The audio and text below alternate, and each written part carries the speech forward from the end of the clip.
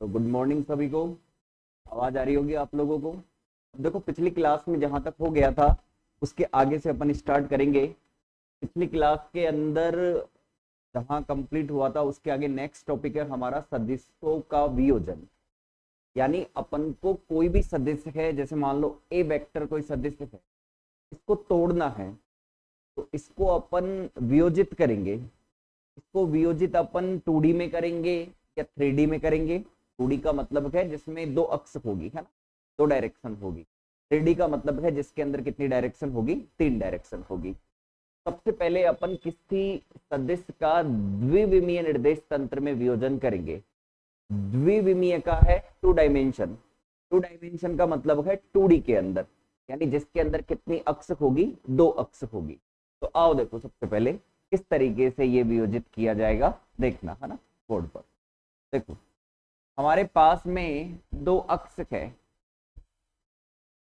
एक अक्ष है ये वाली एक्स अक्ष,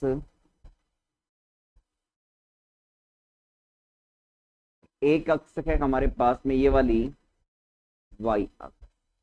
ठीक है, अब एक्स अक्ष के अनुदिश जो एकांक सदिश होता है, जो दिशा होती है एक्स अक्ष के अनुदिश, वो लेते हैं अपन आई कैप।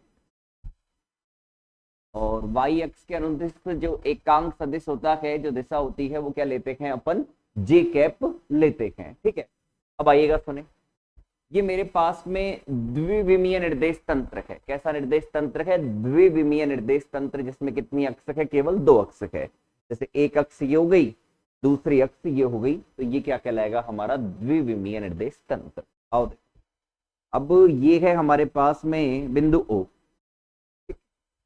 अब सुनना, यहां पर कोई बिंदु P है, यहां पर कोई बिंदु P है। इस बिंदु P को मैं किससे मिला रहा हूं, इस बिंदु P को मैं मिला रहा हूं O से। ये मिला दिया मैंने O से। और ये है हमारा जो सदिश है A वेक्टर, ये है सदिश A वेक्टर। तो किसी सदिश का, तो वो सदिश कौन सा हुआ, A वेक्टर हुआ। द्विविमीय निर्देश तंत्र में, यानी जिसके अंदर कितनी अक्ष होगी, 2 अक्ष होगी, उसके अंदर इसको क्या करना है, वियोजित करना है। ये वाला जो सदिश है ए वेक्टर, ये वाला सदिश है ए वेक्टर, ये एक्स अक्ष के साथ में मान लेते हैं कितना कोण बनाता है, थीटा कोण बनाता है। कितना कोण बनाता है, थीटा कोण बनाता है। ओके, अब एक काम और करते हैं अपन, ये वाला जो हमारा बिंदु P है, इस बिंदु P से एक्स अक्ष पर एक लंब डालते हैं ना। तो ये लीजिएगा, इस बिंदु P से एक्स अक्ष पर एक लंब आरोपित कर दिया अपन ने। ठीक है, ये लीजिएगा, एक्स अक्ष पर एक लंब आरोपित कर दिया। ऐसे ही एक लंब अपन ने वाई अक्ष पर भी आरोपित कर दिया। एक एक्स अक्ष पे आरोपित किया, एक वाई अक्ष पे आरोपित किया अपन ने। ठीक है, तो ये लीजिएगा, ये लंब आरोपित किया है, इधर भी लिख देते हैं। अच्छा, एक काम करते हैं, इसको m नाम दे देते हैं, इसको n नाम दे देते हैं। ठीक है, अब काम की बात समझने की कोशिश करना। ये वाली दिशा है मेरी कौन सी दिशा, एक्स दिशा या एक्स अक्ष। ये वाली दिशा है मेरी वाई दिशा, यानी वाई अक्ष। तो चेक करना, अब मैं कुछ लिख रहा हूं यहाँ पे, है ना। तो माना सदिश ए वेक्टर का एक्स व वाई अक्ष के अनुदिश घटक क्रमशः है। सुनो देखो, ये जो सदिश है ना ए वेक्टर, इसका एक्स अक्ष के अनुदिश जो घटक है वो ले लेते हैं अपन ए एक्स। क्या ले लेते हैं, ए एक्स। ए एक्स किसको रिप्रेजेंट कर रहा है, ए वेक्टर जो हमारा सदिश है उसका एक्स अक्ष के अनुदिश घटक को क्या कर रहा है, रिप्रेजेंट कर रहा है। और वाई अक्ष के अनुदिश घटक क्या ले लेते हैं अपन, ए वाई, ए वाई। ठीक है, वाई अक्ष के अनुदिश अपन ने घटक क्या ले लिया, ए वाई अपन ने ले लिया।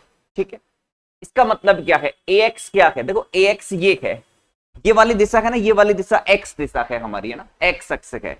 ये वाली दिशा एक्स में है, ये वाली दिशा एक्स में है, और वाई में कौन सी है, ये वाली वाई में है।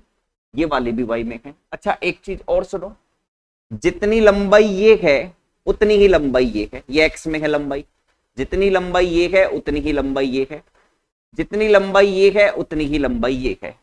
इसका मतलब ये x अक्ष के अंदर ये वाली लेंथ कितनी हो जाएगी, ax हो जाएगी, और ये वाली भी कितनी हो जाएगी, ax हो जाएगी।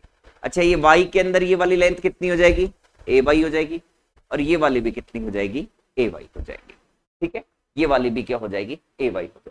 ठीक है, अच्छा अब सुनो, अब यहां पर अपन को क्या करना है कि किसी सदिश ए वेक्टर का x व y अक्ष के अनुदिश घटक क्या है, क्रमशः ax व ay है। इसका मतलब क्या है, इसका मतलब ये है कि जो ए वेक्टर है ना, इसको कैसे लिखा जाएगा, सुनो, इस ए वेक्टर को कैसे लिखा जाएगा समझने की कोशिश करना ना। इस ए वेक्टर को कैसे लिखेंगे अपन, इस ए वेक्टर को अपन इस तरीके से लिखेंगे। देखो इसको दो तरीके से मैं सिखाता हूं आप लोगों को लिखना। पहला तरीका ये है कि अपन एक काम करते हैं, ये वाला त्रिभुज ले लेते हैं, त्रिभुज OMP से, त्रिभुज OMP। अच्छा सुनो, मेरा स्टार्टिंग पॉइंट है O और लास्ट पॉइंट है मेरा P। ठीक है, तो मेरे पास में O से P तक जाने के दो रास्ते हैं। एक रास्ता ये रहा O से P डायरेक्ट, और एक कैसे जा सकता हूं मैं, पहले O से M जाऊं, फिर M से कहां जाऊं, P जाऊं। तो त्रिभुज का नियम क्या कहता है, दो क्रमागत सदिश का योग तीसरे विपरीत क्रम वाले सदिश के बराबर होता है। तो दो क्रमागत कौन से, चेक करो, O से M गए, M से P गए, ये क्रमागत हो गया ना, O से M गए, M से P गए, ये क्या हुआ, क्रमागत हुआ।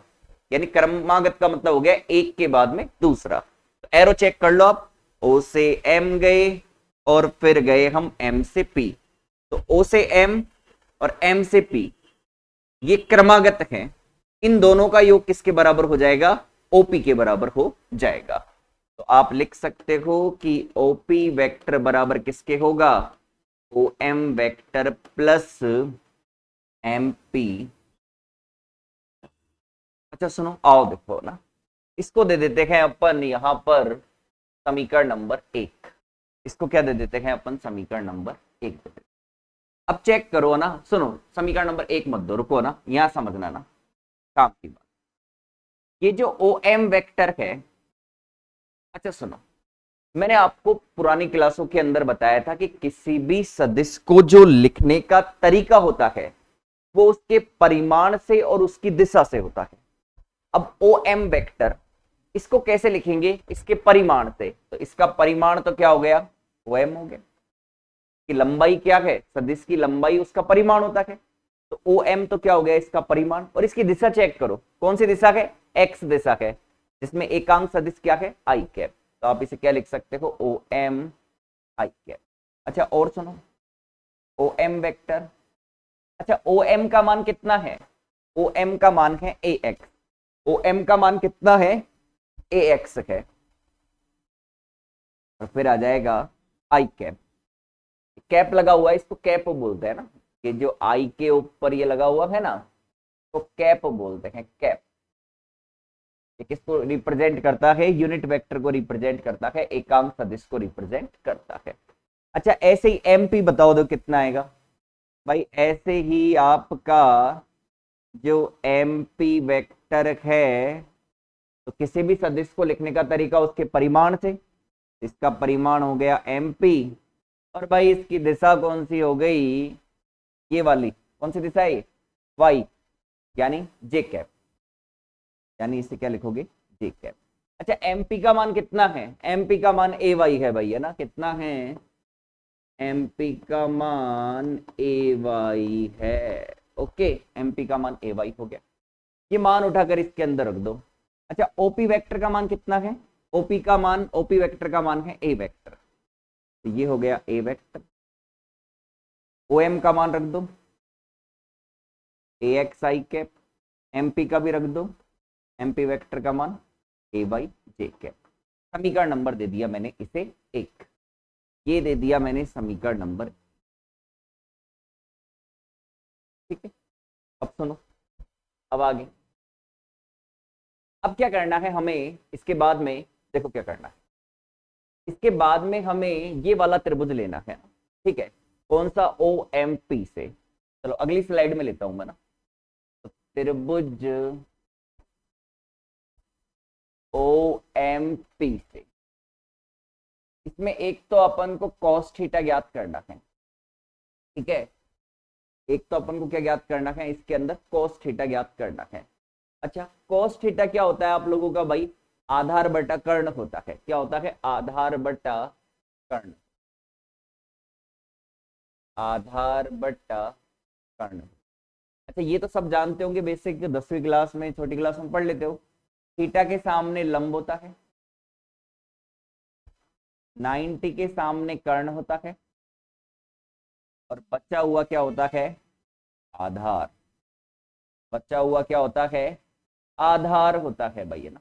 अब आओ देखो, ये वाला त्रिभुज लेंगे ओ एम पी। सबसे पहले मुझे आधार चाहिए, आधार, है ना, आधार। बचा हुआ आधार होता है, थीटा के सामने लंब, ये लंब है, 90 के सामने कर्ण, ये कर्ण है, बचा हुआ आधार। तो आधार तो क्या है, ओ एम है, और कर्ण क्या है, ओपी है। कर्ण क्या है, ओपी है। आओ देखो, यानी ओ एम बट्टा ओपी,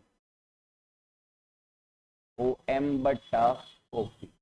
मैं इसको यहां पे भी दिखा सकता हूं, ऐसे ऐसे है ये त्रिभुज, चेक करना।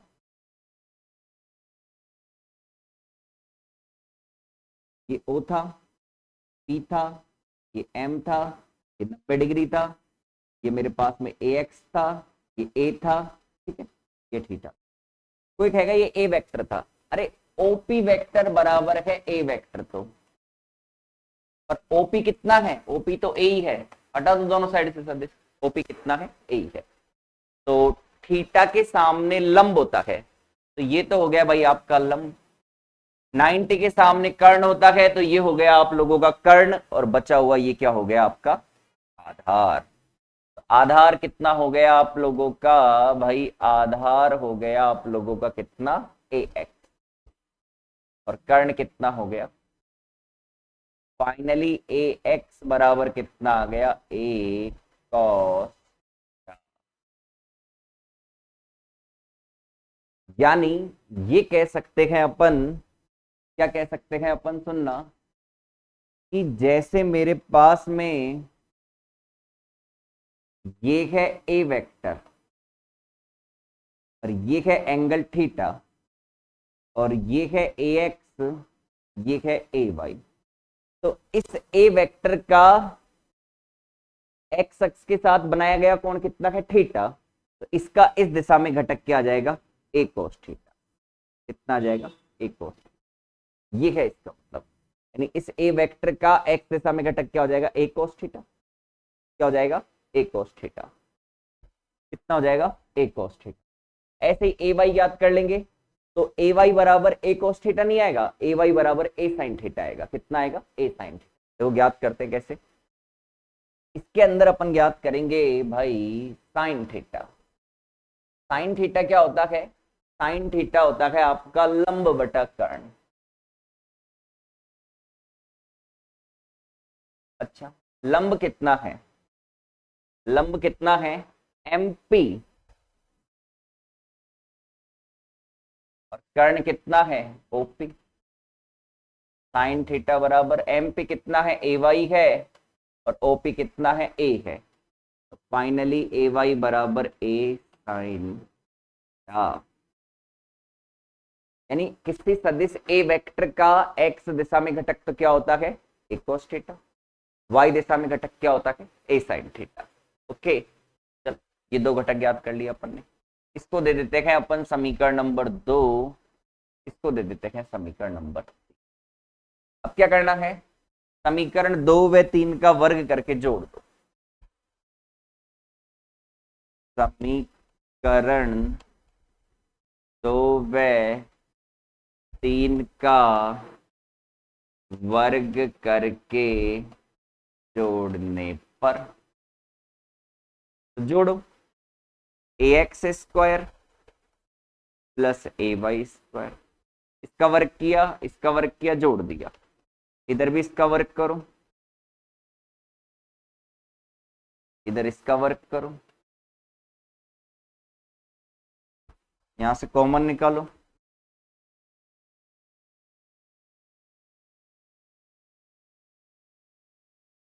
cos square theta plus sine square theta कितना होता है? 1 होता है। cos square theta plus sine square theta कितना होता है? 1 होता है। ठीक है, तो यहां से ये आ जाएगा आप लोगों का ax स्क्वायर प्लस ए वाई स्क्वायर, ये आ गया ए स्क्वायर बराबर ax स्क्वायर प्लस ए वाई। फाइनली आप कह सकते हो कि ए स्क्वायर बराबर कितना आ गया भाई? ax स्क्वायर प्लस ए वाई स्क्वायर।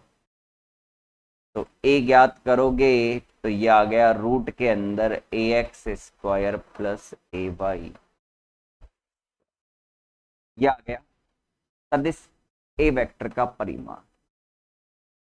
सदिश का परिमाण आ गया, ये किसका परिमाण आ गया? सदिश का परिमाण आ गया। ठीक है, रुको, सबसे पहले क्या करना है आप लोगों को? सबसे पहले ये हेडिंग लगानी है, फिर ये लाइन लिख लेना, ये वाली लाइन, माना सदिश ए वेक्टर का एक्स व वाई एक्स के अनुदेश घटक क्या है? ए एक्स व ए वाई है। फिर ये डायग्राम बना देना साइड में, फिर ये कैलकुलेशन करना है इसे कैसे। ये कंप्लीट करने के बाद में ये वाली कैलकुलेशन आप लोगों को पूरी करनी है। करो फटाफट यहां तक, जल्दी उतारो इसे।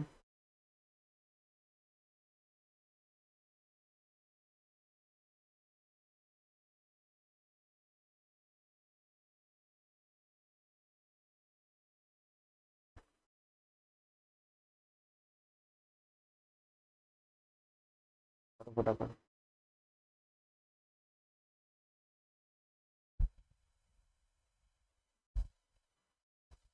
अगली 3 क्लास के अंदर आप लोगों का ये सदिश खत्म हो जाएगा, फिर नया पोर्शन स्टार्ट करेंगे।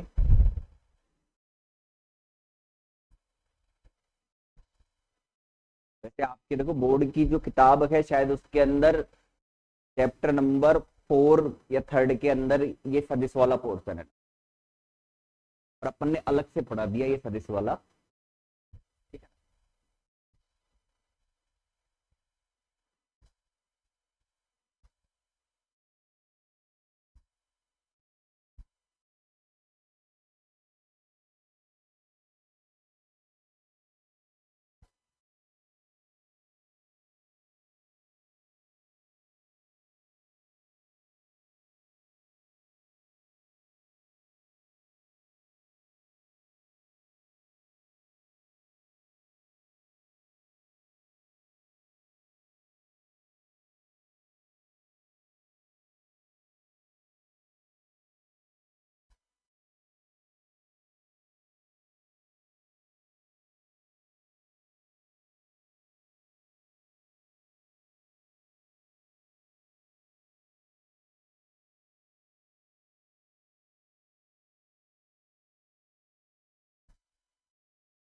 ये उतार लो, ओके उतार लेना, अगर टाइम कम रहता है तो ये उतारो। इसके साथ में मैं थोड़ा इसके आगे का और कर देता हूँ, फिर ये कंप्लीट हो जाए। इसका कैसे ज्ञात? इसका ज्ञात करना तो बिल्कुल टेन थीटा से ज्ञात की जाती है। टेन थीटा क्या होता है? लंब बटा आधार होता है। क्या होता है? लंब बटा आधार। टेन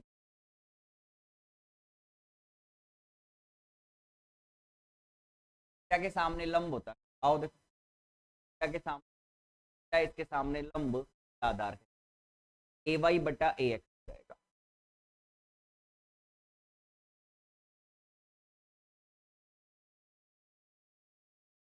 क्या बराबर हो गया? टेन, टेन को